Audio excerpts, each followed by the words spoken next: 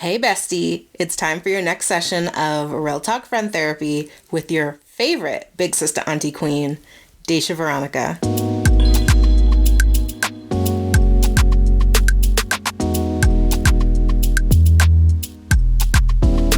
Hey y'all, welcome back. We actually have a jam-packed episode today, so my commentary at the top will be brief. I know, tragic. But if you love hearing those little asides about my life, or you want to connect more with me, remember that in early October, we will have a new Patreon exclusive web show available for subscribers. It's called On the Couch, and it will feature me and my bestie, Becky Harris, who is also a producer here. For us, the couch is basically at the center of every good bestie moment. And so we want to invite you onto the couch with us to talk about personal dilemmas, both in our lives and in yours, interesting cultural moments in the world of friendship, and so much more. If you want to learn more, make sure you check out that Patreon link that is available in the show notes. Okay, so with it being back to school season, it really got me thinking about that common refrain that we all say, which is, making friends as an adult is so much harder than when we were kids. Is it though? Yes, the answer is yes, but it does not have to be. This week's guest is a former elementary school educator who is going to school us on what we can learn from the kids when it comes to making friends. Staci Hayes is a dedicated educator. Wow. That is actually kind of a tongue twister. This is like my third time saying this. Staci Hayes is a dedicated educator with 20 years of experience, currently serving as an instructional coach in her school district. As a national board certified teacher and you guys, I am struggling today. Okay. As a national board certified teacher and elementary educator, Staci has a deep passion for supporting students and teachers alike. She actively supports national board candidates in her district, as well as in Arizona and Nevada. Born and raised in Arizona, Staci is a proud mother of 2 children and a beloved dog. In her spare time, she enjoys listening to podcasts and audiobooks, indulging in some much-needed sleep, and actively participating in Sigma Gamma Rho Sorority Incorporated, okay? Staci also loves hanging out with her parents and older sister. Additionally, she loves attending professional development with the motto, expect to learn something new every day. Fun fact, Staci is one of the biggest fans of LeVar Burton. Oh my goodness. Staci is so fun. I'm so excited for you guys to meet her. Here it is, my conversation with the ray of sunshine that is Staci Hayes. What up, Staci? I'm so excited to have you on the podcast today. How are you? I am so excited to be here. I am good. After a long day's work, I have tomorrow off. So Ooh. I am good. I love days off. It is like when I knew I had a day off coming, and then like that night that you have, like tonight, where it just like sinks in that you got 3 days. Oh man. And I took it because I have like 583 hours of personal time off. Oh, girl. So I need to use some. Yes. We do not take care of ourselves enough. So sure. Oh, I am so happy to hear you're getting a break, especially in the summer that won't end. Yes. It is pumpkin spice latte season. It is cuddling under a blanket season. Right. It is not 100-degree weather season, but here we are. It's not. And Arizona has been over 100 degrees for over 100 days. I'm a little mad. Oh my gosh. The heat makes me mad. Yeah. So I'm trying to. I mean, it's nuts because you're born and raised Arizona girl. Yes. How have you always done this? I don't know. I think when we were younger, our bodies were built different. I'm Generation X. I feel like we're different. And because I remember riding my bike on the dirt hills outside during the summertime. And now I don't even want to walk to my car. And that's like, I'm at the closest parking spot. Doesn't it get as hot as like 120? Like, have you been in that kind of heat before? Yes. So one year we had the famous 122 degrees. And how old was I? I was probably like 11 or 12, I think. But yes, it hit 122. Mm-hmm. Have you cooked shit in your car before? Have I what? Have you cooked shit in your car before? Like, I I see haven't done people make that, but cookies. let me tell you, I've seen fried lizards and frogs on the street. I'm not exaggerating. Like they're all, and yeah. And then I haven't done the eggs, but I've seen people who have done the eggs on the sidewalk, and you really can like bake cookies in your car. Wow. Because I'm a new to the desert girl, but in California, and wow. Oh Yeah, my God. it's pretty traumatic. So teachers out here, you know how you have snow days? Yes, We don't have heat days, but because we still have to come to school. But that's a crime. It right, truly isn't is. it though? It is. But it was like a rule at my school if it was over 104 that we couldn't take the kids out. Like there was Mm. no outside recess. However, school starts in July. So you Wait, have, yeah, what? yes. Girl, I've been in school. Like school has been going on in session since July 24th. We are almost in fall break. Arizona is living a whole, and then you guys have your own way of telling time because you guys don't do daylight savings. Now, Like Arizona is its whole other planet. I am learning. but you have to admit, not having to turn clocks back or forward or whatever y'all do, I don't even know. Because all I know is I sleep. And I don't have to be like, remember, it just kind of stinks. My best friend lives in Maryland. So Mhm. sometimes she'll forget and call me in the morning. And I'm like, I know you didn't just call me at 4 o'clock in the morning. I know that's right, though. I know Right? that's right. But then there's me who I'll be like, I'll call her at like midnight because, it's Arizona. We kind of do we kind of do our own thing. Except one part of Arizona, they don't change, or they do daylight savings. Yes, I saw that when I was looking things up. So again, like Arizona, real independent. Y'all really doing your thing. It's probably why you're a toss up in the election because y'all real Right. independent out there. Right. You never know what's going to happen in Arizona. You never know. Except for the fact that it's going to be 120 degrees.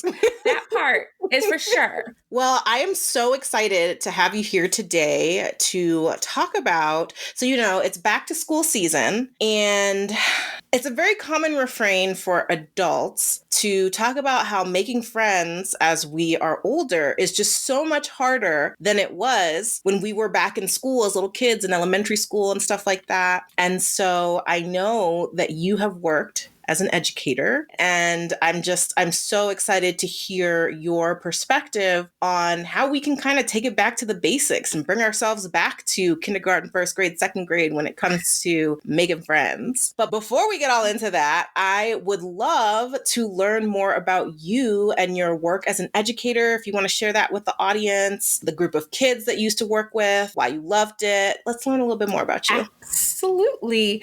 Well, I'm an elementary educator, currently in the role as a secondary instructional coach. So I work with middle school and high school teachers and students. But for 18 years, I guess, I'm in my 20th year of education, I was an elementary school teacher. And my background was not school education. I didn't go to college to become a teacher. As a matter of fact, I was like, I don't even like kids. I didn't. I was like, ew. And Oh, real. yes. But when I was doing an internship at the American Heart Association, and then I got a job as the museum coordinator. So we always had field trips and coordinating. So seeing the kids, talking to teachers, it made me interested in education. And so I was working in financial aid, which is horrible, dealing with other people's money. And I heard about a new program, it's getting your master's with the emphasis in certification. So I went for it. But meanwhile, I was actually teaching after I left financial aid. I was teaching kindergarten with no experience. I got the job off of 80 hours of observation. Wow. And yes, the principal, when I interviewed, he was like, so Staci, you have the least amount of experience, but I really, really love your energy. And I think you could do this. And so I was like, okay. He was like, when can you start? And I said, when do you need me? He's like, tomorrow. I said, no. So I had the whole weekend to get ready for these 5-year-olds who were the worst kids on campus. In quotes. That's what people told me. My teacher told me to watch Dangerous Minds. She was like, have you watched Dangerous Minds? You might want to rewatch it before you start. 5-year-olds. But let me tell Dangerous you, Minds. Wait, what's the premise of with Michelle Pfeiffer and the kids at the high school, and they were bad, and she was the teacher that turned everything around, and the kids were in like gangs and all that stuff. Dangerous Minds. That Coolio song, Gangsta's Paradise, was on that soundtrack. Oh my. You remember that? Anyway, I did 2 years of kindergarten, absolutely did not like kindergarten, but loved the kids. And when I got certified, I moved to the district I'm currently in, and I've taught 5th grade, 4th grade, and then I did most of my teaching in 3rd grade. And so obviously I like kids. I still say I don't, but I do. I love them.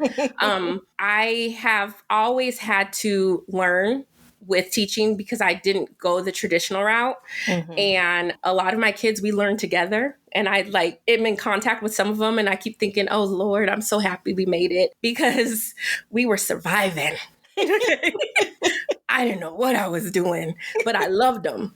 At least I loved on them. But within that, that's such an important quality in a teacher, though. Like, I think that, I've heard that the best teachers, it's not the people that know the most. Teaching is about so much more than just the knowledge of the subject. It is truly about the energy and the heart and the commitment to the kids. Oh my gosh. That's so true. To describe my style of teaching, because for a while, I would compare myself to others. And I'm like, why am I not like this teacher? Why am I not the bubblegum? Woo, woo, woo. And I realized my style of teaching is the Black mama. That's my style of teaching. And so I've explained that, where it's that you love those kids, but you put like, don't. I am, I'm on what, oh my goodness, Cedric the Entertainer said, the wish factor. I work on the wish factor with my kids. I wish you would keep doing that and then see what happens with a smile. I wish you would. But then at the same time, I'm like, I love you. I believe in you. You are great. Give me hugs. Woo, woo, woo. But know the line and don't cross it. But then I will let you know when you cross the line why that was like not the best thing to do.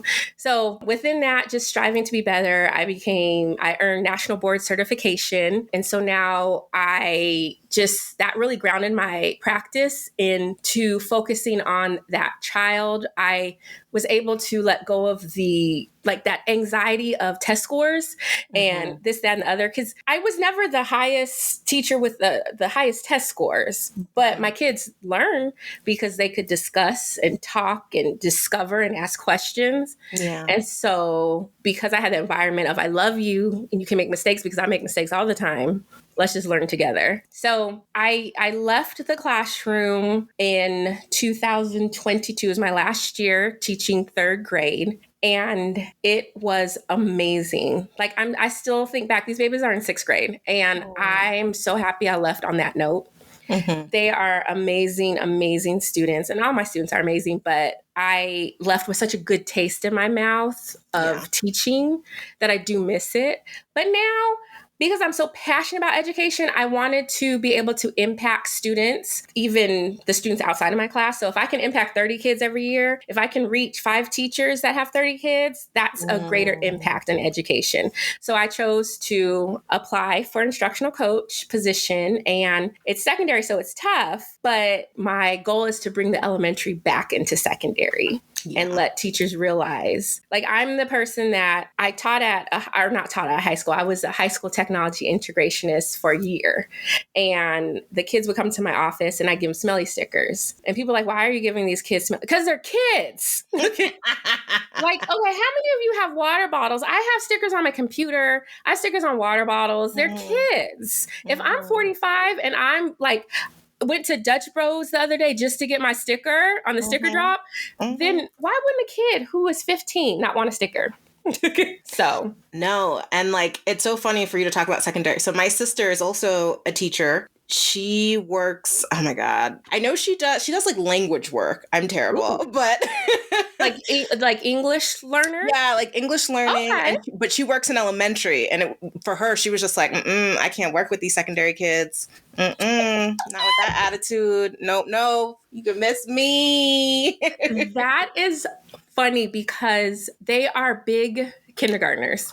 Mm. They if you get them and reach them, and they're a little, it takes a little bit longer to really connect, but once they're like, oh, okay, I quote, Miss Stacy's not an op. Once they know you're not an op, they love you. And like, I would go to bat for these kids, and I would tell them, they try to ditch their classes and come stay in my office. And I was like, you're gonna get me fired, then you won't have any office. And they're like, no, Miss Stacy, because if you get fired, no. And I'm like, yep. See? Yeah. See, you have my back. But I was like that too, like, but they are big kindergartners. Now, middle school, that's another. And both my kids are in middle school. And let's just say the best thing about being an instructional coach is it's like being a grandma. Like, you can take the kids for a little bit and then you give them back. And so I'm like, all right, I did a lesson. Bye-bye. Okay. No, middle school, I remember when I had just gotten into, it was either 5th grade to 6th grade or 6th grade to 7th grade. No, it was 6th grade to 7th grade. And our teacher, this is how you know I went to like a kind of hood school, but she was just like, listen, she like shut the door. She was like, you guys, there's something about that transition where you guys are just going to turn into a bunch of little assholes. Hormonal, smelly assholes.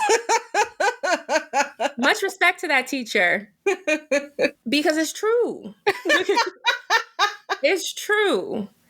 They do. And now they're starting earlier and earlier. Not everybody, but that's so funny because I would have closed door conversations. I would never cuss. Cussing to my students because, was saying crap. And that was like, I'd be like, you guys need to pick up this crap on the floor. And they're like, I said, yeah, I said it. Go home and tell your mama I said crap, because that's what it is. And then they pick it up. But it's all those emotions. I don't want to be a kid in this era right now. Oh, you could not pay me to be in middle school in this era with social media and everything. Absolutely not. Right. I mean, I think being tortured sounds better than that. Right. Look, let me tell you. And it's so funny with the social media because, again, I'm a 90s, like 80s, 90s.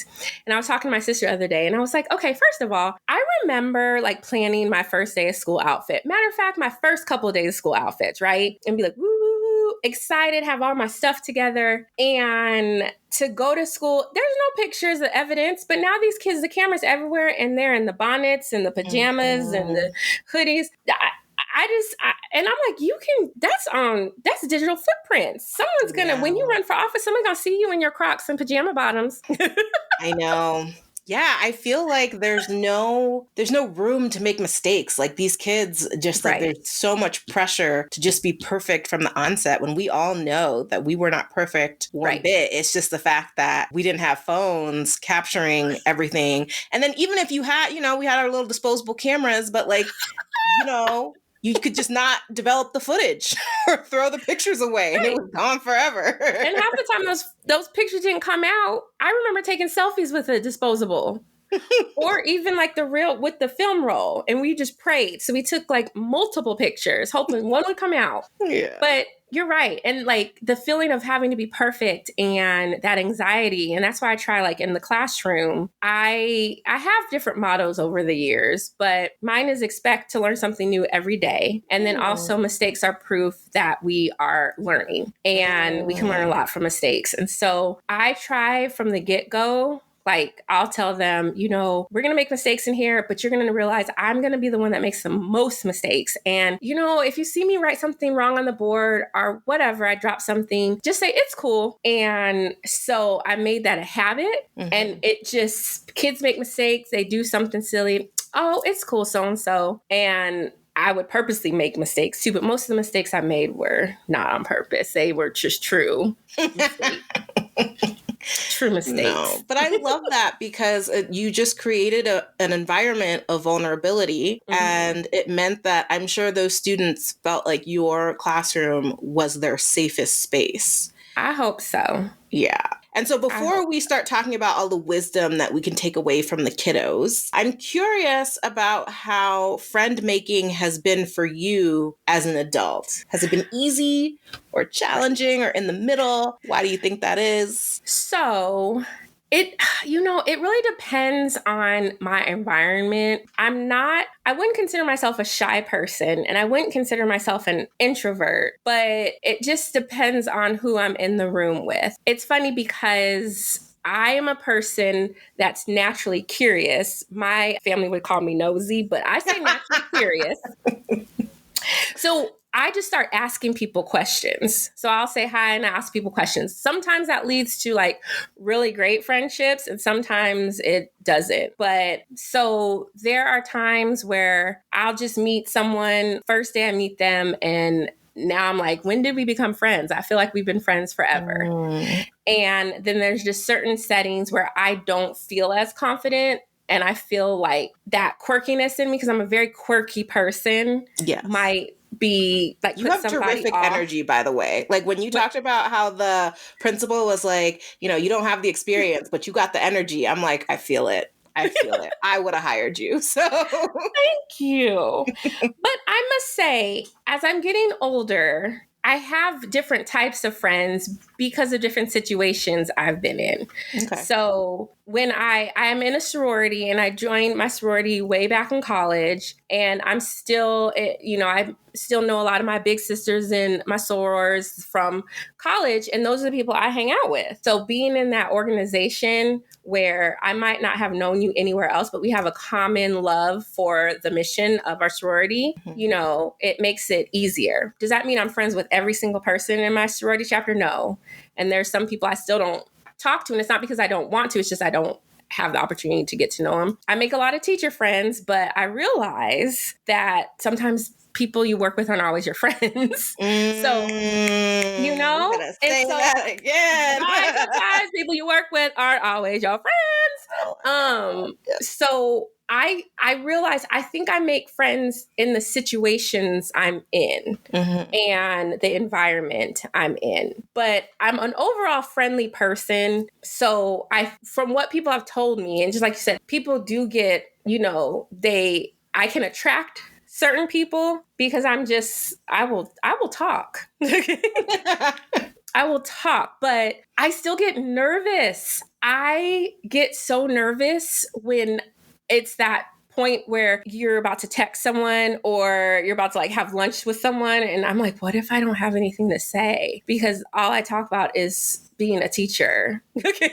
And I was telling my daughter, we were driving home and I was wearing one of my sorority shirts to the airport, and a lady was like, hey, soror. And we just, because that's what we do. Yeah. And so she's like, I'm gonna save you a spot on the plane. So I was so nervous, from the time I was waiting to show my boarding ticket to sitting, because I'm like, what if I don't have anything to say to her? And silence is awkward to me. So that was scary, but it was great. And then she was like, let's set up Zoom calls. Let's talk. And I was telling my daughter, I'm like, I'm really nervous. We have a Zoom call set up for today. And I'm so nervous about it. And she was like, Mom, why? You talk to everybody. And I'm like, I know, but what if I run out of things to say? What are we going to do? So interesting that, because I just think that is a common fear. But I also feel like, if the energy is right, we never should run out of things to say. Right. I kind of feel like if we run out of things to say, it's likely because somebody wants the conversation to end. Ooh. See, I need to go in with that mindset. Yeah. It's not me.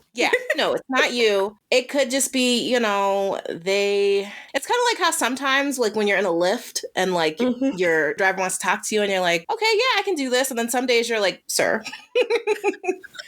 I need silence and nothing more.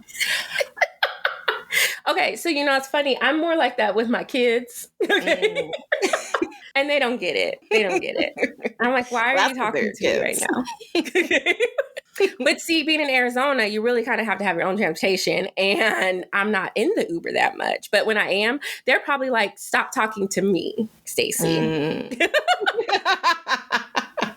I talk a lot. Okay, so then I'm curious, do you feel like, because you said you've always felt like a friendly person, have you noticed a difference in your ability to make friends from when you were younger to now? Yes, because, so when I was younger, let me say this. I still have like that core group of girlfriends from middle school. Okay. Right. And so it was kind of, I had to make myself and be out there, put myself out there, because why do I need to make friends? I have my 3 girlfriends and I have my sister and my soror who I've known since high school. Like, why do I need to make friends? So being in an environment where I have to talk to more people, more adults, more kids, like I really had to put myself out there in certain situations. If I wanted to go to professional developments, if I, I'm in different situations where no one I know is going, so I'm going to have to put myself out there. I think it's easier for me now than it was before. And the reason is like, I grew up in Arizona. So being a little Black girl in Arizona where there's not a lot of Black people. I mean, allegedly, because I just feel like every Black person that I do know that's like out from the desert is Arizona. All the Black people decided now is the great time to come to Arizona when I am an adult. I guess that's good and everything, but where were y'all when I needed friends, even though I did have Black friends? Because, we all migrated together. But it was society I feel like society put on me, or I fed into society of I'm not good enough or I'm not someone's cup of tea. And I still think that way sometimes for different reasons, for dating reasons. But it was, I'm not Black enough for this person. I'm too Black for this person, And so I did have my core group of friends. And then my mom would put me in different activities where it was a lot of Black people. So I went to a Black dance school. But even with that, I didn't have a lot of friends from that place because, again, I'm a girl from the suburbs. And this school, even though it attracted people from all around, it was in Phoenix. So you had a lot of people, and I use air quotes, like from South Phoenix. So again, I'm like this preppy, uppity, Black girl. So I just stuck to who I was friends with. Not saying I didn't want to make friends. I had a lot of acquaintances, but not a lot of friends, Yeah. Now I feel like it is easier. I'm trying to read people better. That's one thing I'm not that great at, is reading people, because everybody to me is innocent until proven guilty. And so I always think people Good have on the best you for intentions. having that ability, because I grew up with a mom who was very petty, and so everyone's basically guilty until proven innocent. Oh, and here's me, little naive Staci, like, boo, boo, boo. Everyone's great. Everyone's my friend. And so now, even at 45, I'm now really starting to be like, it's okay. Like, I have acquaintances. I have friends. And those are those people, those ride or die. But the rest of the people, acquaintances, and that's okay. There's people who know me inside and out. And then there's some people who know this side of Staci and not this side of Staci. And that's okay. Just like you were talking about your ring of friends. Yes. Yeah, I think I've had to realize that I have to have those rings. And it's okay if I see and meet someone, I can call my friend, but we probably just see each other occasionally when we have some sort of event in common. Yeah.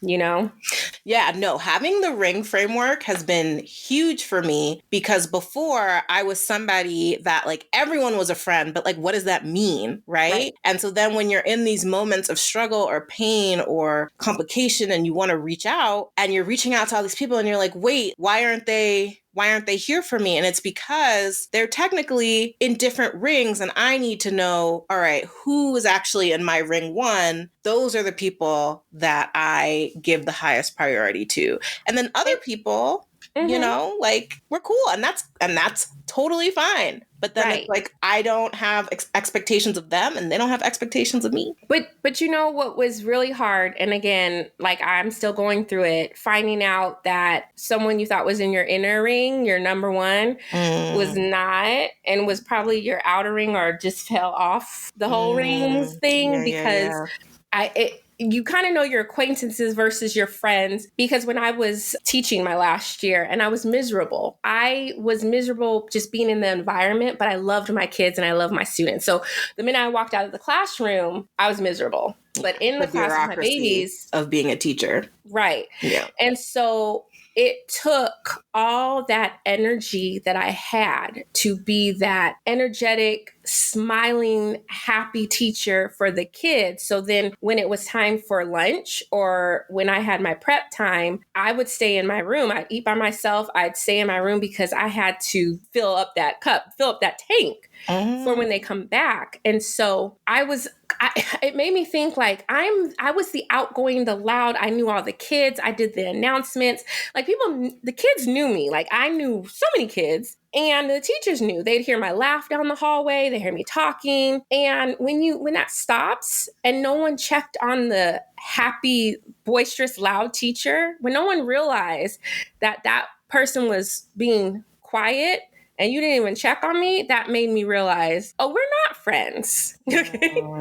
We're not friends. And it was a really hard pill to swallow. And I'm still swallowing it because I still see these people. And that was my home for years. Yeah. And I thought they were family and friends. And maybe at one time we really were. But the fact that when I left the place, you don't talk to me, that's hard. I have another teacher friend. She is at the high school. And I just met her that first year I worked at the high school. And this lady is just amazing. Like I would hang out in her classroom. She texts me. She's the one who's like, hey, sunshine, and sends me a text. And we don't see each other all the time. And the fact that she understands that I do fall off the face of the earth and she'll check on me, and we go to Starbucks and we'll be there for like hours just chit chatting. Like she's a friend. But she's not one that I'm hanging out with every week. But I know if I needed something, if she needed anything, like we would be there. Yeah, no. And I feel like the big lesson that I have learned, oh my gosh, I made this little book when I turned 27, because 27 was like the beginning of my reckoning. And it was something like go to the people that feel like sunshine, like go to the people that really feel like they rejuvenate you. And like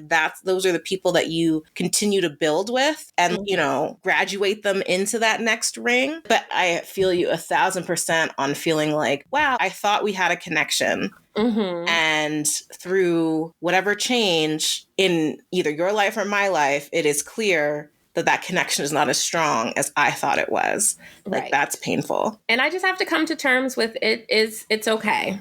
Yeah. It's okay that was a chapter of my life.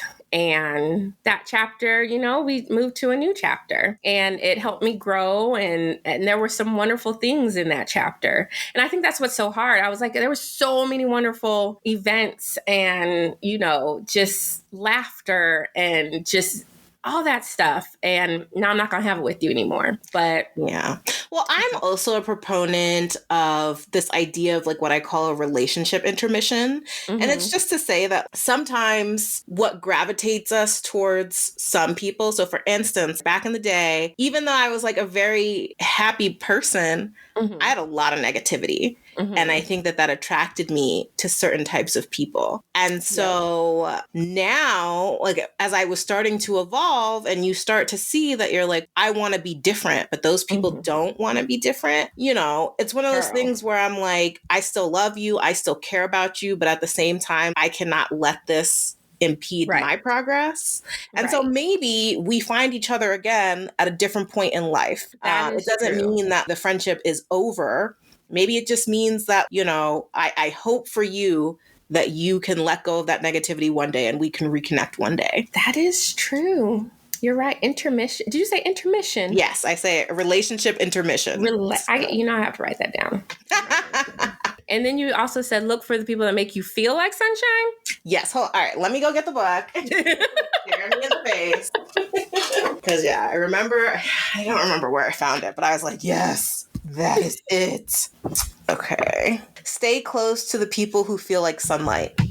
Stay close to the people who feel like sunlight. I like that. I like that. Oh, and I feel like I do that for some people. No, you definitely, you have the sunlight vibe all day. but not everybody appreciates it. Because here's the deal. I am nice until I'm not. And it takes a lot for me to not be nice. Like I said, everybody is innocent until proven guilty. And so when you really like hurt me, I'm not going to be intentionally mean, but I'm not going to fall all over you and be like, boo, boo, boo. Yeah. You cut off the access to the light. And, to be honest, it's like, that's earned. Like, if somebody kind of pushes you to that point, like, it's just kind of like, yeah, you don't get my light anymore. And that's no light for you. For you. No light for you.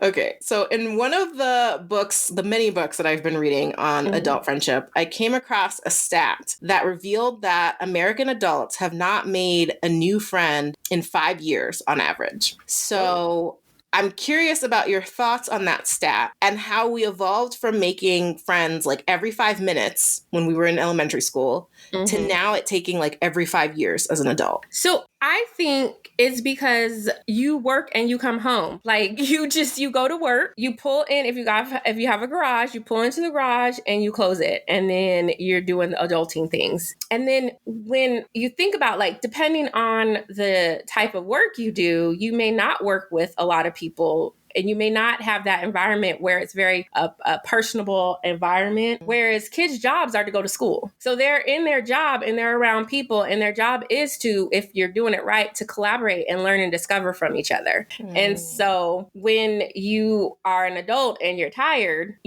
by the time you get home, you don't want to people anymore, and you're done. By Friday, I'm done peopling. So a lot of times I'm on the couch on Saturday, unless you are that person who you've put yourself in organizations or, groups where you do things. I'm in a book club. I'm in a sorority. I do other things outside of work, but with educators. So you can't help but to meet the people. Now, are you always going to be friends with them? No. But outside of work, I'm still out there and around different people. But just work and come home. And then in my neighborhood, my next door neighbor, I put myself out there again. When I moved in, when my house was built and then her house got built, I just walked over and I was like, hi. I'm Staci. And then her husband was outside with the kids. So she came out and I was like, hi, I'm Staci. I'm next door. And I really had to be like, you have to purposely say something or do something. I keep coming back to purposely put yourself out there. But a lot of times I think we just kind of choose. We're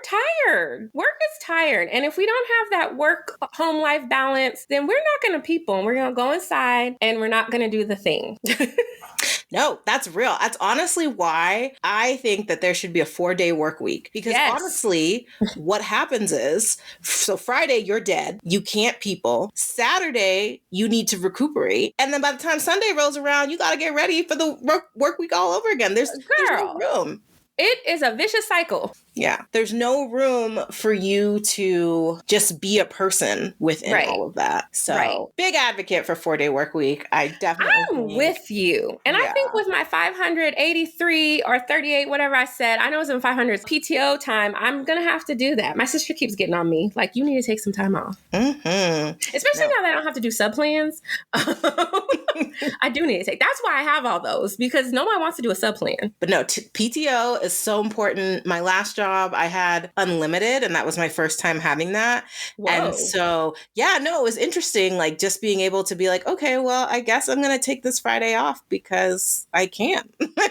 Especially you've done the work, but then even if you didn't finish it, it's going to be there when you get back. Work is always going to be there. Yeah. So I totally hear what you're saying in that if you are not intentional, it's the idea of being able to make friends as an adult. It's not that the process is harder, but it's that you have to be more committed to putting yourself in spaces to make it happen. Yes. Whereas like when we were in school, we were kind of in the space to make it happen. Yes. It's, just putting yourself out there. I'm curious, though, because I do think that you brought up a common problem, which is that people are tired of peopling. And so by the end of like a long week, they're just like, I can't people anymore. How do you find the strength to be able to still put yourself out there and be in your sorority group and go say hi to your neighbors and stuff like that? That's a good question. Okay, so it has to be planned because I can do maybe 2 days on the weekend. 2 days is pushing it where I'm outside. I have to mentally prepare myself for real.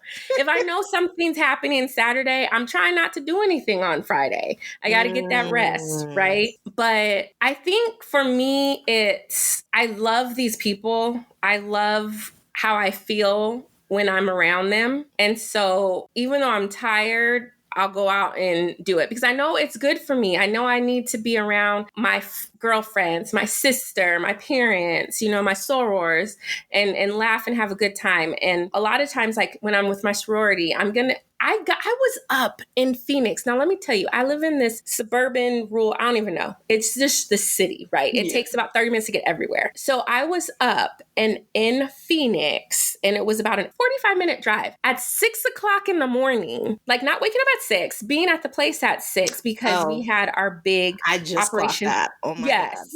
Yes. Our big Operation Book Bag where we were handing out backpacks and school supplies to the community. And I was with my sorority sisters and it's hot. Okay. It's bright, but I'm with these women who lift me up and I don't see all the time. And service is like exercise. You get the endorphins and the dopamine and makes you feel good. And so I love to serve. And so I made myself get up because I knew I was just going to feel great about what I was doing. Was I tired? Yes. Did I come home and sweaty and stinky? Yes. Did I sleep probably the rest of the weekend? I sure did. Okay. But you earned that. Right. Right. And so it's just knowing, and not always having to force yourself. If you're not feeling it, you're not feeling it. And listen to your body and just be like, you know what? I can't today. And your friends who know you will understand. Like, I can't people. And then it's nice to be around people who don't feel like peopling, but they need to be around people. So you just don't people together.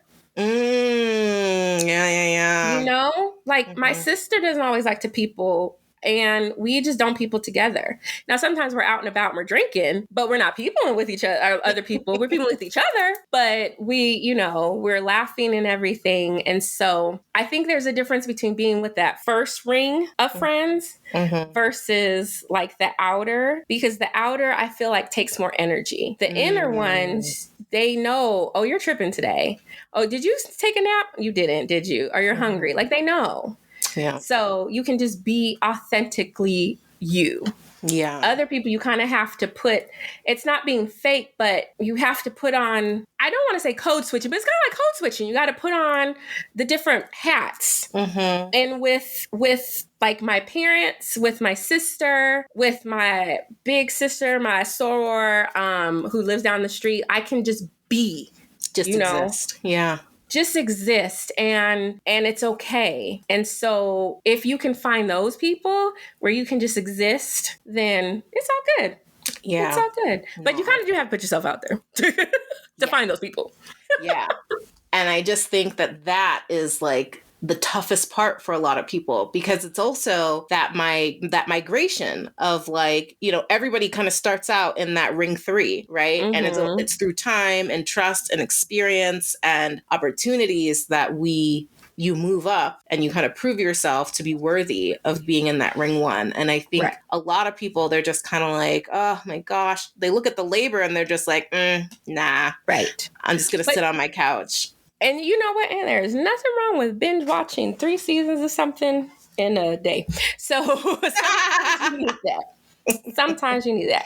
But another thing, okay, so I was just thinking about this. Back to like classroom. And so you remember, like, I don't know if you went through this, but my mom, when I was a teenager, oh gosh, like, you're just always embarrassed by everything. And she would be like, Staci, meet this person, and woo, this is, and you're like, oh my gosh. Like, as adults, we need that person. Like, I know this person. I know this person. You need that, a connector friend. You know? The plug. Oh, see, okay, look at that. I did not use the correct term, the plug. And so, and so, some people may need that. So we need to go back to like when our parents embarrassed us when we were a teenager. Like little kids, they don't mind that. Tweens and teens, like I kind of do it to my daughter though, but she's like an introvert and she tells me, I wait for people to come and talk to me. Oh, you ain't said nothing but a word. Come here. This is my daughter. She likes BTS too. Okay. And then she's like, no, but I love that. And because I also, in doing this podcast, I'm trying to pay attention to like generational differences. And, like back in the day, people used to write letters to each other. We don't do that anymore. And there's a loving quality of like writing a letter to somebody. And, on one of the episodes, I was talking with a guest about how like our grandmas were like the town center. Like everybody knew them. They knew everybody. They was always throwing a party or a function or whatever. Mm-hmm. And how, our neighborhoods were also like a big, like we were much more neighborly. So you talking about how you just went up to your neighbor and said, I think that that's amazing because I think that as we've become a world where everyone's just kind of moving around for opportunity, it's just so much harder for people to not only invest, but like to get the energy, because I think there's also a fear of like, well, if I move in like 2 years, what's the point? Right. Right. But the point is that we need connection as human beings. Like we cannot be our best selves if we don't have friends and connection. I'm actually curious, when was the last time you made a new friend? Okay, so the last time I made a new friend, see, when people ask me these things, my mind goes blank. I would say like a true, oh goodness. And then if they listen and it's not them, I'll be all, okay. Because now my mind's blank. I would have to say the lady I was talking about, Tamika, who is a high school teacher. She's the one who just like this morning she sends me a text, hello, sunshine. And we send each other Bitmojis and, but she's one where I honestly, in that short time, I know I can be my quirky self and it's cool. It's okay. I'm not going to get judged by it. Or even if like, we'll make fun of each other in our quirkiness. But so I met her, I guess 3 years ago. I'm trying to think within, no. So then one of my sorors because I was active in undergrad and then for years I was not active and I became, I reactivated in our grad chapter. And so one soror, I just sent her a text today. I was like, I'm just thinking about you. She and I feel like we can even become closer. It's just life. But I felt a really good connection with her. And that was just when did I reactivate? Like within maybe last year or the year before. So she's one, like, I don't see her every day, but I know that I can just, hey girl, what you doing? Hey, soror. But again, if I wasn't doing anything, I probably wouldn't know anybody. No, but even just hearing you talk about how you'll text someone and be like, hey, I'm just thinking about you. I think that's so beautiful. I think that not enough people, I think that they think initiation has to be so big. And I think it's literally just the little small things that we do, like sending a text saying, hey, like I'm thinking of you, picking up the phone. I know that that's something that Gen Z and below is like, what's a phone? The phone is just for texting. Like calling is like, what are you doing? Right. I love telling my kids about that. Like once upon a time, okay, there was this thing called the phone and like you couldn't see who was calling. You couldn't take pictures on it because it was stuck in the wall. Okay. What? I was like, I didn't get my first cell phone until I was 19. What? I know. But, and it's funny. Okay. So there's certain people that I do that to. Now, a lot of my good friends know when I say I fall off the face of the earth, like I fall off the face of the earth and I think about them, but I'm not going to call or text you. And so my best friend, I called her yesterday and she answered the phone. Are you okay? And I'm like, yeah, girl, I need a favor. I need to talk to your kids. later on today. But it's that she's all the way in Maryland and she has 2 young kids. And then again, that time difference. So I need to be better with her. And she hates when I put stuff on Facebook. Like, Facebook is the way. Like, if you need to know I'm alive, check Facebook. If I haven't posted in a while, do a what is it called? Where you do a welfare check. Yeah. Do a welfare check. Because she's like, I just, she thinks it's kind of impersonal that I'll post like, my kids did this. And that's just the way I can broadcast it because I don't have time to text everybody. I won't think about it. So here, it's nothing against you, but here. So I need to be better with her because that is one of her like love languages. Like she needs that words of affirmation. She's not I can't touch, but that text is like a touch, like, hey, I'm here. But she also does understand. So she'll call me and leave messages and she's like, I'm stalking you. I'm stalking you. And then I'll text her back. But I'm also a person, like if you text me, I'll reply in my head. And then I won't text, but I'm that person. But to know me is to love me. And my friends know. I'm like, I replied to that text 3 weeks ago. Sorry, in my head. But yeah, you're right. Like sending those little messages. And I want to be better at just thinking about you. Currently, my way of showing love to certain people is back and forth Instagram reels and posts. Having that whole conversation in your DMs. Yeah.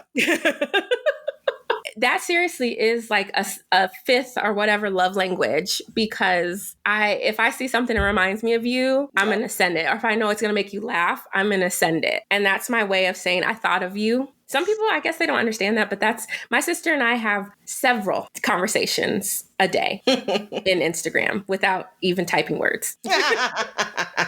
Oh my God. I love that. Okay, so my next question is, why do you think it was so much easier making friends as children than as adults? What do kids get right that we seem to fumble as adults? I'm so glad you asked this. I had the pleasure of talking to my goddaughters who are in 4th and 1st grade. And so we FaceTime yesterday because I just wanted to see, I like to hear from the mouth of babes. And we were on the same page. And I took my notes and of course they're not with me, but I remember. So I asked them what a friend was first. And one said, a friend is just someone who's always kind or who's always willing to help. And the other one, the 4th grader, was like, a friend is someone who pretty much has your back. And if somebody's picking on you, they're going to stand up for you. I said, okay. And then I said, well, how do you make friends? I love this. If you could see them, they're so cute. The 1st grader said, just be kind to everyone. Be kind to everyone and help. And I said, okay. And then the oldest one said, she said, this is what I do. I give a compliment and then I say, do you want to be friends? She goes, it works every time. Okay. Oh my God. But for real though, like how many times have you been like, and I'm this person, I will affirm if I see you have the glasses, the hair, the whatever, I see you. Oh my gosh, I love that. You look so good. Because people need to hear it. And I really mean it. I'm not going to give a compliment. I really don't mean, but Exactly. just give a compliment and then say, do you want to be friends? And then she also said, and this is where the anxiety, like inside out to the anxiety. She just said, just be yourself. That was the advice. Just be yourself. And I think we're always afraid to be authentic because again, society has told us everything that is wrong with us. Just being yourself. And I said, well, what if someone doesn't accept you?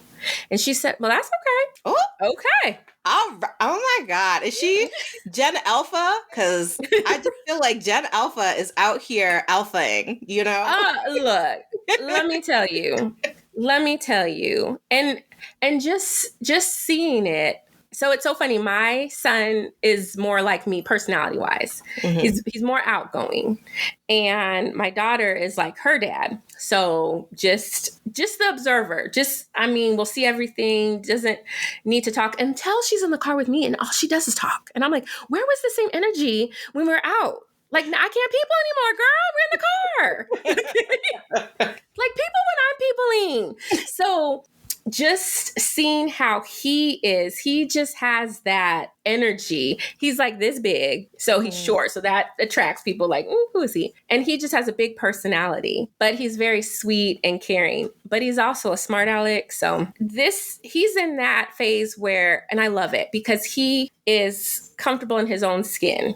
And he is, let me say, so my little one, he has grown up with severe food allergies, asthma, eczema. So his poor little skin is just torn up, right? Oh my gosh, he sounds like my nephew now that I'm allergic to life? Yeah. That's what he is. Yeah. Right. So I'm always like wanting to protect him because of all these. My daughter, as quiet as she is and shy, she's she's strong. She can put herself in situations where I'm like, okay, you can't talk to anybody, but you can try to go out for this office, for student council, for National Junior Honor Society, which I admire. It's the quiet ones. I was like your daughter. The more you talk about her, I'm like, yeah, we're twins. But see, right. But here's the thing. And I tell her, I may seem like an outgoing person, but I never put myself in situations like that. Like, I'm so proud of you for putting yourself out there because I never did that. I can talk, I can be on stage and act, but I'm not going to put myself in a situation that I might lose. And so I'm proud of her with that. But Isaiah, my son, he came home. He just started middle school, which has been causing me anxiety because both of them went to the school where I taught elementary. Matter of fact, he was one of my students my last year teaching. Oh my God. That was that village. My kids have grown up in that school. They were in the school in the womb, right? So now he's at this new school, middle schoolers. We already talked about that. Okay. And so he said, Mommy, and he still called me Mommy. He said, Mommy, I met someone who has eczema. Like, he was just like, I met someone who has eczema. And I said, you did? How'd you meet them? He was like, well, I was in PE and I was looking at his hands and he got really defensive. Like, what are you looking at? And Isaiah was like, I'm looking at your hands. He goes, do you have eczema? And the kid was like, yeah. And he goes, me too. And he showed him. Oh. And I was just like, oh my gosh. Of course he didn't get his name at that time, but whatever. And because I was like, what's his name? I don't know, but we have eczema. And I said, how'd you feel? And he's like, it was so cool because he's never met anyone who's had the same skin condition and it is bad. And so just finding that one little thing you can connect with. And that's where the kids get it right. It could be, I like that pencil. Can we be best friends? It just that one connection. However, you do have students who don't do that. That they may see, like Isaiah could, if this was my daughter, she would have seen that and been like, ooh, we're kind of alike. But I'll wait for them to talk to me. And if that person is the same type, you're never going to get to know each other. So this is where the teachers come in. And I had a new girl. She was new to the school. And so she would always hang around me at recess. And I'm like, y'all need to get away from me. It is break time for everybody. And I would tell them, get away from me. Just like that too. And I'm not lying. And so she would sit by me and I was like, sweetie, we have some really cool people in class. And it took a while, but I would call people over. She likes this and that and that. She's really cool. You should hang out. And I would try to get the outgoing ones, the ones who will pull them. And then the next thing I know, she's like best friends with my son. I mean, they have like this whole crew. And I look at when I can sit back because now none of the kids would sit with me at recess, which is the goal. It's the goal. I'm looking at her and I'm like, it seems like she was never a new student. Like she had just moved here and she was never a new student. And that's the thing with kids. It's like they just click. And we as adults can click too. Cause there's friends you're like, when was that moment where we just were friends? But I had to do that. And as a teacher and really knowing your students, really getting to know your students off of your roster, like, yeah, there's a list of names, but knowing them. And finding the connections that they may not know. One girl, she got her nails done. And that's a big thing when you get some acrylics in third grade. And I was like, hold on. Girl. Acrylics? They were cute too. I thought the little cute little Claire's press-ons. You want to know why? Because she had the hookup. Because one of her family members was going to school for that and was working on her nails. And she was the guinea pig. So she came with these acrylics, and I'm looking at my nails like, oh, okay. So I was like, ooh, girl. And again, see, this is why I am not your average teacher. Because was I like that with my kids? Girl. I was like, oh, girl, let me see those. And I was like, look, so-and-so, look at these nails. They're so cute. So then I got my nails done. I was like, ooh, I got my nails done because you inspired me. And then the next day, another girl had her nails done. And I was like, were you inspired by so-and-so? Yes. And I was like, oh, come here. They were inspired by you. You got nails. It's just the little things like that. And I'm telling you, my dog is just like, that's not good. I got acrylics. He hopped off the couch. Was like, what? Hi, puppies. I know. You're being such a good boy. Now you're licking the shit out of me. Okay. We're having too much fun. That's why. Yeah. He's like, Mommy, pay attention to me. Okay. Oh, that is my dog with the cell phone. If I'm on my cell phone, he'll come and just knock it with his face and be in my face. Yeah. That's what they do. But no, we're finding the connections. Yeah, oh my gosh, what was the thing that I was going to say? Because I love that you, oh my gosh, what was it? Oh man. I do that too. On the tip of my tongue the whole time you're speaking. Because like, I just think that it's so beautiful that you truly are the plug in that like you are very conscious of how can I connect, here it is. How can I connect my students? But also, I think the other thing that I'm realizing that kids do better than adults is like just kind of letting their guard down and just kind of looking for connection, but also like not putting so much pressure on what the connection has to mean. Like if the connection is just that we both like sparkly shoes, we just kind of run with it. Whereas like we're like, are you gonna be my best friend forever? Right. Because if you're not, then I'm over it. Right. Because kids are getting new best friends every single day. Every single day. You look at them, you're my best friend. I've been a couple of kids' best friends I didn't even know. I didn't even know. But yes, letting your guard down. And then if you have, again, I say I'm not your typical teacher. I really am not. And it took me a long time to come into my teaching skin, but I talk a lot, about myself to the kids. And so when I'm talking, if they have a connection, I'm like, does anybody have a connection with this? And then someone will say something and I have a connection. Oh my gosh, you both are thinking the same thing. It's just being the plug. But when I allow them to talk, they discover things about themselves that they didn't know. And I feel like that's very important. That's an important job you have as a teacher. And it's important because now they can discuss and ask questions and challenge each other in a respectful, healthy way. And I'm talking about 8-year-olds, and people don't believe like the conversations we've had. But because I've created that environment of we have to be respectful, but we have to listen to each other and know that like we're not going to like everybody. And I tell them that we're not going to like everybody we work with, but sometimes we have to work with these people to get the job done. And I said, believe it or not, there's people around this place I don't like. And they're like, but I know how to be respectful and work together. Staci was a real one. I can tell. Look, these kids leave the classroom knowing all sorts of stuff about me. And then their parents are like, we heard. And it's nothing bad. Like I told my kids one time, I didn't start to love reading until I got grounded and I got sent to my room and couldn't play my Nintendo and all I had were books. And so I just started reading because I needed something to do. And then I fell in love with reading. And so they go home and they tell their parents that because, again, I'm human. And if their teacher is able to be vulnerable and talk about themselves, then they can. And the more they talk, the more they realize they have so much in common. And things they don't have in common could be that attraction as well. So I just think you just have to be out there. My people would make fun of me. Like I don't meet strangers. And so I could be in the grocery store. And by the time we check out, I've known where this person is born. I know how many kids they have. I know like their favorite color or just weird information. One, because I ask questions, but I just, we just talk. Yeah. We just talk. And I mean, I guess that's another thing too, being curious. I think kids are so curious. Mm-hmm. And I do think that like with making friends, there has to be a level of curiosity there. Mm-hmm. There has to be a level of you wanting to know more about somebody else. I think that that is also another thing that I'm hearing now, that kids are just always asking questions. Oh, all the time. And I'm like, I don't know.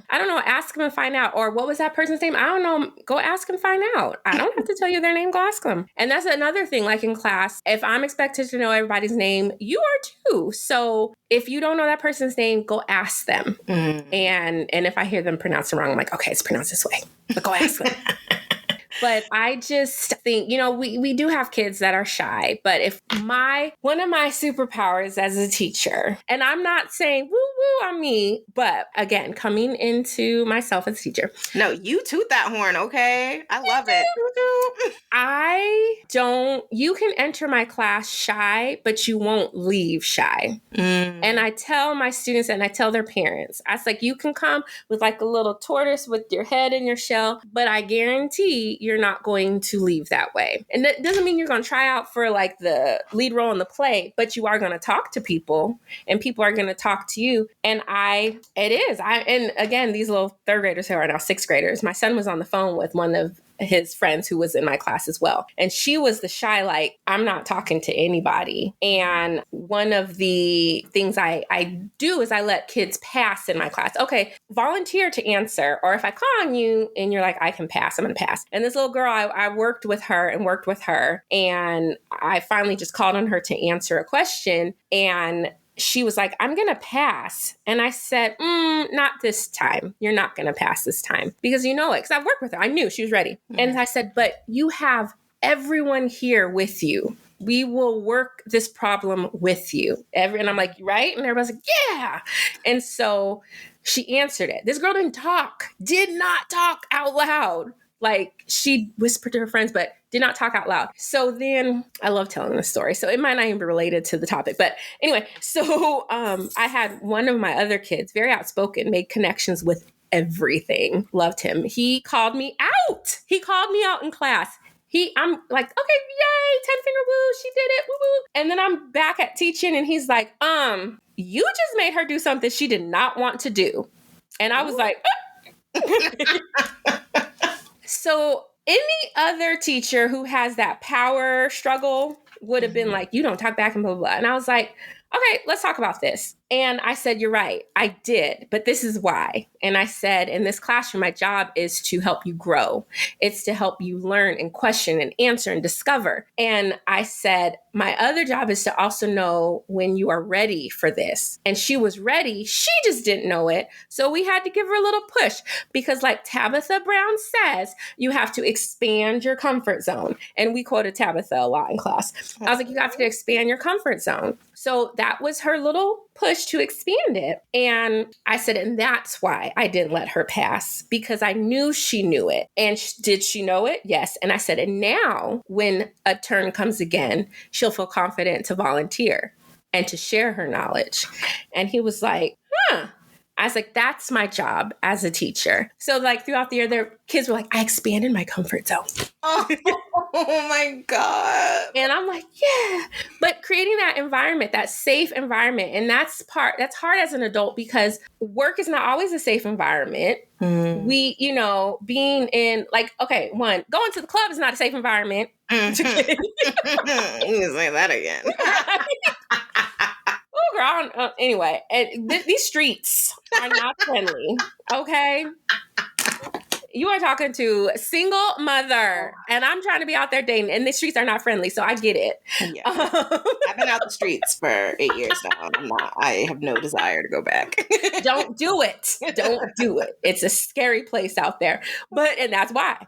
And so, just being in that environment. So trying to maybe be in an environment where, there's going to be like-minded people, so that it's safe, Mm-hmm. And then you can venture out and be in environments where people don't always think like you, even though sometimes that's uncomfortable. But one thing I guess to take away from it is expanding your comfort zone and not because Tabitha Brown says you're not getting out of your comfort zone. You're just expanding it, because when you're out of your comfort zone, it's not comfortable. But as you do things, you're just making that zone even bigger and expanding it. I'm obsessed with that. I love that so much. But because I think that just brings down the level of intimidation that people feel with the friend making thing. Because, yeah, I mean, if you tell anyone, like, you need to get out of your comfort zone, it's like, but why would I do that? Right, because it's comfortable. Comfy as hell in here. It's the big blanket on your couch. Yeah. So but if you're expanding. And see, that's like with my daughter, she expands her comfort zone in different ways, not necessarily friend making, but within doing those different activities, she makes the friends. So her dad was very worried about her because we see her at home, and we're like, when they're at his house, he's a homebody. We're both really homebodies, but he's a homebody, and it's cool. Like, he works and works out and plays with his kids. And so he would always worry that, he doesn't want her to be like socially awkward or not know how to socialize with people. And he's afraid, he didn't want her to get like the signs of depression and being in her head and everything. And so the blessing is I go to her school, and because her school is one of the schools I support. And I'm like, oh no, you don't have to worry about that, because I've seen her in class. And she's like, and when I talked to her, I said, has the teacher ever like yelled at you? And she's like, no, but she has told me to be quiet, because sometimes I just be talking a lot. And so she's in a different environment. At first it was kind of, but then, she sat next to someone and they realized they had something in common. And then she has friends, but she's not out there like talking to the whole world like I am. But she does have her group of friends, and they're a good group of just cute little girls. And one of her close friends, they became friends because I think she just sat next to her on the bus. And then they started talking, and I mean, they've been together since 6th grade. So yeah. So I think just expanding your comfort zone, it could be doing something, a different activity, or expanding it by, you know what, I'm going to go here and I'm going to say hi to somebody. Just like my mom told me to do when I was younger. Just say hi. And do you want to eat lunch together? What? That's embarrassing. But yes, I've done it. Yeah.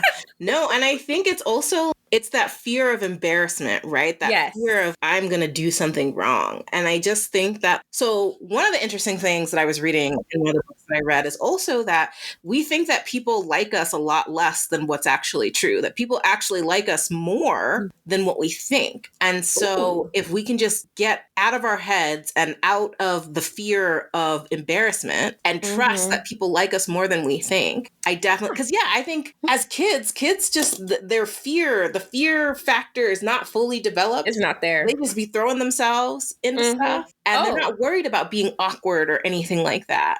And so I think that as adults, we definitely need to realize a guest had said this on the podcast. She's like, awkwardness is a construct. And I'm like, yes, girl. Yes. Yes. That on a t-shirt. I am awkward. I need an awkward. I just say quirky. And I think the more I say it, the more I accept it. Like, I'm quirky, and that's okay. Okay. I am so goofy. And yeah, I am not the cool kid. I think that we really need to reframe what it means to be the cool kid. Ooh. I think that the people that are quirky and, they got stuff going on, like, those are the interesting people. That is true. Yeah. That is true. Yeah. Okay, so I am a cool kid. Yeah. I think we reframe it. I mean, you got blue hair, girl. What'd you say? You got blue hair. I do have blue hair. And I know you can't really see it, but I have blue mascara on today too. Okay. Yes, it is. Let me tell you again, this glow up is real. And I did live in that. What are people going to say? I didn't want to disappoint my parents. I didn't want to, be embarrassed. And I don't know when exactly it happened, but I just am like, I don't care. I'm 45. I'm going to be 46 in April. I do not care. I don't care. And yeah. And so my daughter finds it quite interesting how much I don't care. But the thing is, I'm like, girl, do you even know who I am? Do you realize I am like a rock star at school? You Yes, should be mama. Yes, happy. mama. Right. Like my son is like, that's my mom. That is my mom. And she's just like, no, because kids, they flock. Because I give hugs. I give old grandma hugs. Like I shouldn't be hugging kids, but they need it. And I'm like, people know me. So when people come up to me and be like, are you? Yes, I'm her daughter. Own that, because you're not gonna get anywhere else. Like, own it in the schools. Yeah. My kid still, comes up and he's like, gives me a hug, and I don't know when it's gonna end, but he still gives me kisses. I'm like, he's an 11-year-old boy, and I try not to like be all woo, because I am a woo, but I'm like, because I don't know how other kids will, and he's like, I don't care. You are my mom. That's right. I love that. But it is that fear. We have to get out of our own heads. And it's funny you say that, because when people tell me, I was working with another teacher who just amazing teacher, and I was just talking to her and laughing with her. And she's like, when I met you and you were presenting, she's like, I could sense that you were genuine. Like your energy was good and you were a good person. And I'm like, no, like, when people are like, you're just that the sunshine, the light. And I'm like, no, You're right. We don't think people like us we think they like us less. Yeah, we think they like us less than what is actually true. They actually like us a lot more. That's just crazy. You're just dropping gems. Reading these books, it's just taught me a lot, because I also just feel like, for me, I was just always so in my head and so thinking that people either didn't like me or, weren't going to respond to me, or, I really resonated with you talking about, just feeling like you're not Black enough in some spaces or too Black in others. And I just always felt like I was never good enough. Right. And so now reading all this stuff, it's totally empowered me to be like, everybody likes me. And even if they don't, I like me. So it's fine. I like me. You have to have a shirt. I like me. Yeah. But you're right. Like, even though we're supposed to be talking about the kids, but as a Black person, and my sister and I have these conversations all the time, it is ingrained in us, whether we know it or not, like it purposely or just that generational trauma that's handed down to us. We are always put in a position to make others feel comfortable because of our Blackness. And so that's a lot of pressure. That is a lot of pressure. So meeting people sometimes can be like, oh, am I going to be the angry Black woman? Are they going to be afraid of me? Do I need to be the happy Negro? Like that's what I said. And I said, I'm done being somebody's happy Negro. I am not. Because the minute I would like express an opinion, oh, Staci's mad at me now. I don't know. So it's a lot of that, always having that pressure of making other people comfortable with our Blackness.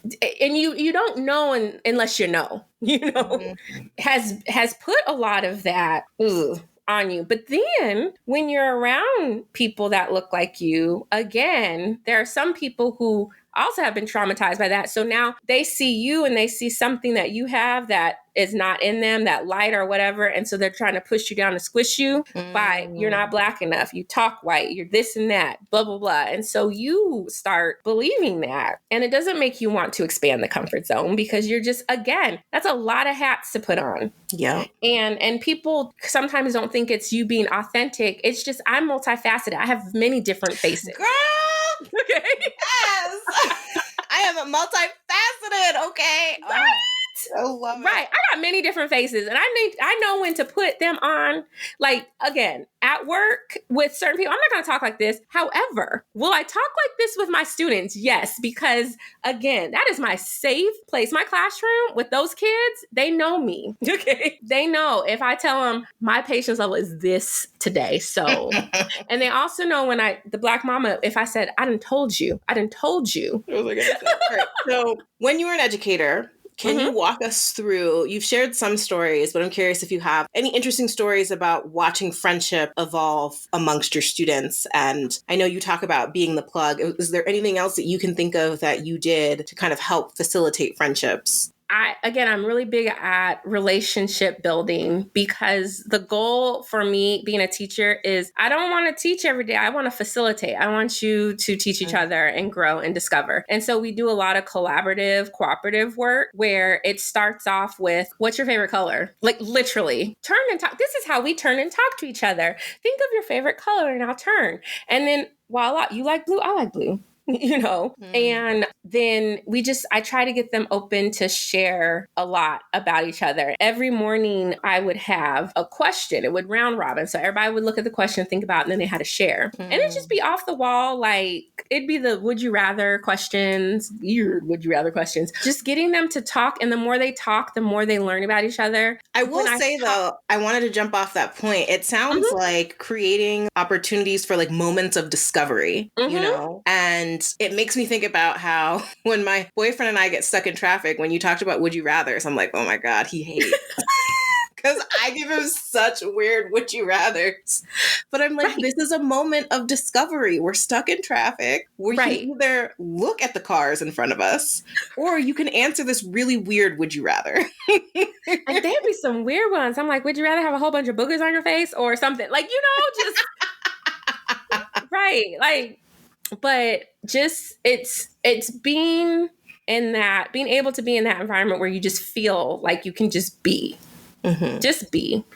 And not saying my classroom was perfect, because I'm not a perfect person. And that's why I tell them, I was like, no one's perfect. I'm not perfect. And if we were all perfect, it'd be boring. And this is why, and none of us are the same. And if we all were the same, how boring would this class be? So just appreciating our differences, and differences not being bad, just qualities that you have. Like I had my classroom expectations, and one was respect the school, respect others, respect yourself. And so we talked about what respecting ourselves look like. And we talked a lot about treating people the way they want to be treated.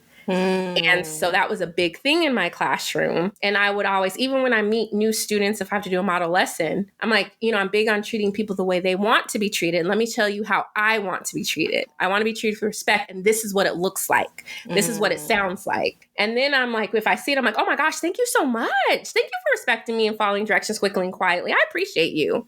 And so I don't know. I feel like I didn't answer the question. No, I feel like you did answer the question, though. I think that I really love this idea because the last episode that's in my mind is we've been talking about boundaries and basically talking about how boundaries is something to be successful, you kind of really need to do from jump when you're meeting new people. And how they react will just give you information about how that relationship moves forward. And so your ability to say that like, hey, this is how I want to be respected, because that's basically what boundaries are. It's like, this is how I want to be respected. This is what it looks like. But then also like honoring and being like, oh my gosh, like, thank you so much for doing that, and acknowledging and being like, I love the way that you respect me. I think that's really powerful too. Now, if I can just learn that and as find someone to date, that'd be great. Oh, girl. But you know what? It's all about the kids and making friends. So, but yeah, I used to have in my classroom, before I realized kind of the toxic book it was, but I loved it. I loved The Giving Tree. And I always used it as a lesson for acknowledging the good that people are doing in class. And so it wasn't like going out, you having to give your all. It was more of you saw this person do something good for our classroom community. And I had this pocket chart, and it was a big tree, and I would print out little papers with apples. And we talked about, acknowledging people, not acknowledging yourself, because it's not about you right now. We're going to take the time to really be aware of what other people are doing. And so anytime they saw something, they would grab an apple, write what the person did, and put it in the tree. And then at the end of the week, we would read our apples and then give those people their apples. Oh my God. And so it was just and again, you may not even talk to this person, but that person acknowledged you, so they saw you're seen. And then it gets them, I I like how so-and-so helped pick up pencils or help this person pick up pencils, and they read out loud, and they would have to hand it to the kid. So there's a connection already. It may not be something we have in common, but you see me, and I see you. Yeah. Look at that. Okay. Oh my gosh. Give people their apples. Do not give people their apples. See people. Like, there it is. Give people their apples. It's so simple. Okay, so before we go, is there anything that you would like to add to the conversation that I didn't ask you that you think is so important for people to keep in mind to help us take it back to the basics when it comes to making friends?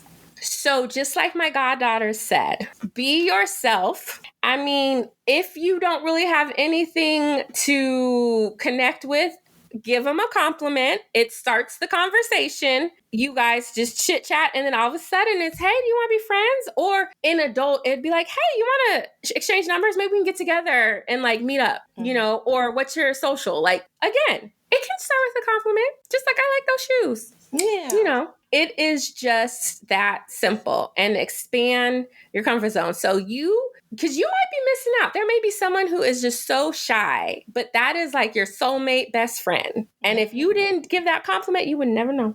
You never know. One of my friends, and I'm sorry, I have another story because I tell stories. One of my friends, he's like my little brother. I met him in high school. He and I met working at Old Navy. We were opening the store. And so I went up to him and I was like, hey, I really like your eyebrows. And he was like, okay. He said my eyelashes, because guys always have those luxurious like eyelashes. I said, no, I like your eyebrows. They're nice and bushy. I like them. And he was like, I've never gotten a compliment on my eyebrows. And I said, well, I like them. And when I got married, he was one of my groomsmen. And wisdom in the youth, though. Look, and we were teenagers. Now I got to tell her, it worked. I complimented him on his eyebrows. We started talking, and we've been good friends. I haven't seen him in a long time, but he's the person, he could call me tomorrow and I'd be like, hey. And then I could call him and he'd be like, hey. We have this joke about, what was the group? Is it DTR? I don't know. It was like, this is for my homies. For some reason, that was our song. So whenever we hear the song or think about it, we just send each other a text. Like, I tip my 40 to your memory. Take a drink and I start to think. And then it's just like, hey, it was just like you were thinking about me. Yeah. But yeah. So compliment.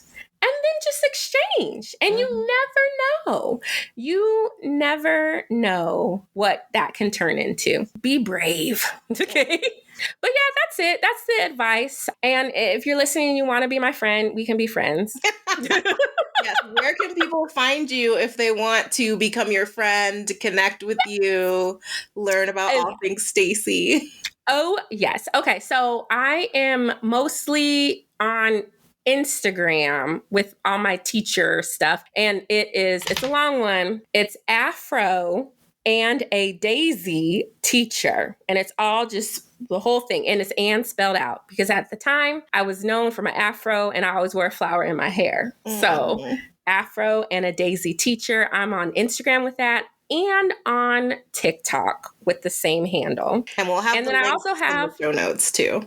So, okay. Yep. And I also have a podcast. I have a podcast called The 30-Minute PD, a podcast for busy teachers. And I need to be more consistent with that. But it's just for... it's a hustle. Look.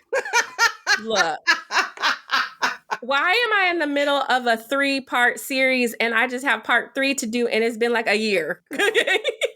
Girl. But it's just teaching tips and strategies, going back to basics and things that I have done in the classroom and have worked, or things I research. I love to research stuff. So that, and so Instagram, TikTok, and my podcast, you can look that up. But yep, that's where you can find me. Yep. And again, all those links will be in the show notes. The last thing we do when we close out an episode is we play an amazing game called Scroll, Double Tap, or DM. This is where I give you 3 options and you tell me what option you would scroll past, what option you'd give a little like to, and which option you'd be like, I got to slide into those DMs. I got to connect a little bit further. It's basically a variation of Kill Fuck Marry. Okay. Okay, so I thought it would be fun to do social media platforms. Okay. We have Facebook, Mhm. Instagram, and TikTok. Okay. Oh, that's hard. I use all three for different things. So I'm going to say, for entertainment purposes, I'll scroll past Facebook. Yeah, I mean, that's a given. Right. Like that's I read articles, I'll keep up with people. Okay. And then I am going to it's weird. I'm going to double tap TikTok. What? Okay, so let me tell you. Okay, Oh my God. let me tell you why. Oh my God. Let me tell you. And I got a lot of followers from TikTok. A video of mine went viral, whatever, and it was great. But people kept making fun of me, like, you're always on TikTok, when it was like first, like during COVID. And I'm like, no, I'm not. And so I kind of got off because I was doing Instagram with my teaching stuff. So that's why I'm going to DM Instagram, because I have met or made connections with so many people. So that's why. And plus, I have Instagram conversations with multiple people in the DMs with reels and posts. I know TikTok is great. TikTok is great. But Instagram, I mean, I like, you could either do the stories or you could really just get lost in the rabbit hole. So. I feel like Instagram has a chokehold on millennials. Just the way that Facebook has a chokehold on like everyone above. So funny thing is, I am Generation X, but I'm like right at the cutoff. I'm 1979. So I'm in the best of both worlds. Okay. And so I use Facebook. Facebook's more like my personal family. Like I'll highlight my kids, but I also get very political on there, where I'm like, if some social injustice is happening, I'm like, y'all need to know this. Instagram is mainly like, I rarely feature my kids on Instagram, but I do like a lot of my videos, or I'm talking about teaching or posting things. TikTok, it started with family, but then it went to, because I started getting a lot of followers and they were kids in like my city, where they'd be like, you're TikTok famous. And I'm like, okay, we're going to go to family, okay, teacher stuff. So I don't even get to have like the fun TikTok stuff, because, you know, I'm a role model. I hear it. Yeah, that's the hard part about, I don't think I could be a teacher, because I would not know how to have that boundary. Let me tell you, it is funny because they find me, like the high school kids find me on Instagram. But again, Instagram for me is very PC. Like, you might, I mean, if you're really looking, you'll kind of figure out my political views. But social injustice and stuff, I have to, like, I'll speak up about it.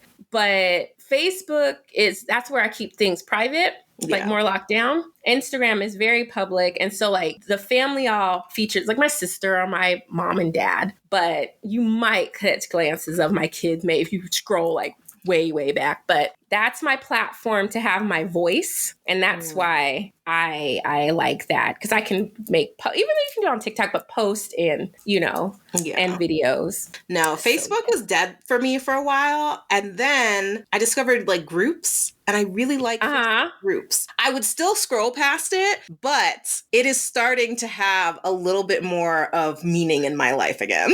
Look, let me tell you, I am in so many groups. I am in a group, Things with Faces. Why am I in that group? Because people just post pictures of things that look like they have a face. I am literally in that group. I am in a group, Iced Coffee Lovers. I'm in, do I post? No, but I love getting recipes and stuff. And Black girls that love Target. That's a group? Girl. Where have I been? Girl. It is a...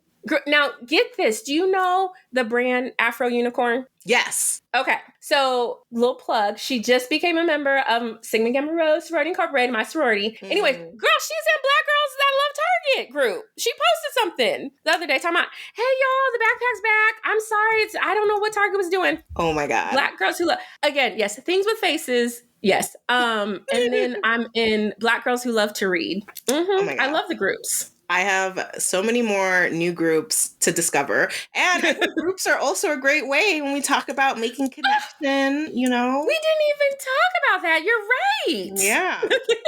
So there is an opportunity. You Staci, are right.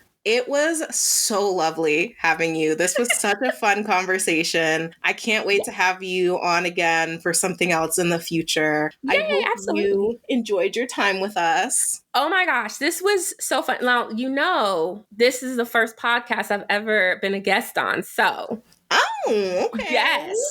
Yes. So, thank you. I feel so special. Was Staci so fun or was Staci so fun? Okay.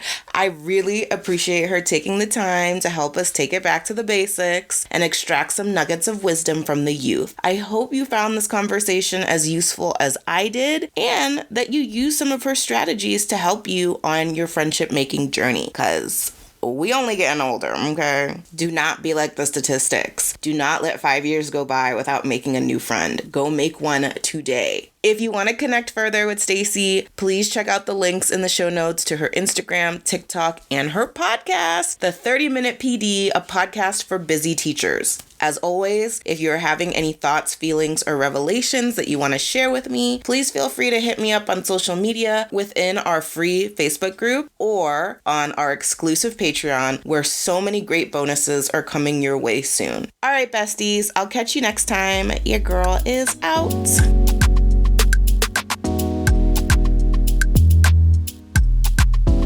Loving Real Talk Friend Therapy? Of course you are. So don't forget to show us some love with a 5-star review wherever you are listening and to join our Patreon to unlock bonus recordings, videos, private chats, and more.